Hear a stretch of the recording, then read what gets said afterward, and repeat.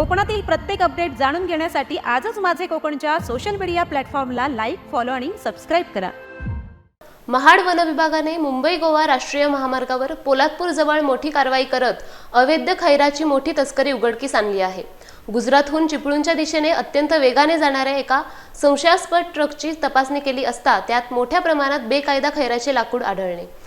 धक्कादायक बाब म्हणजे या ट्रकला सुरक्षित रस्ता दाखवण्यासाठी पुढे चालणाऱ्या एका दुचाकीसह 2 सराईत आरोपींना वन विभागाने शिताफीने ताब्यात घेतले आहे. मोहम्मद अरसद आणि मोहम्मद उस्मान अशी अटक केलेल्यांची नावे असून त्यांच्यावर भारतीय वन अधिनियम 1927च्या विविध कडक कलमान्वये गुन्हा दाखल करण्यात आला आहे. वन विभागाच्या या धाडसी कारवाईमुळे तस्करीचा मोठा प्रयत्न फसला आहे. या आरोपींना महाड येथील न्यायालयात हजर केले असता न्यायालयाने त्यांना 3 दिवसांची वनकोठडी सुनावली आहे.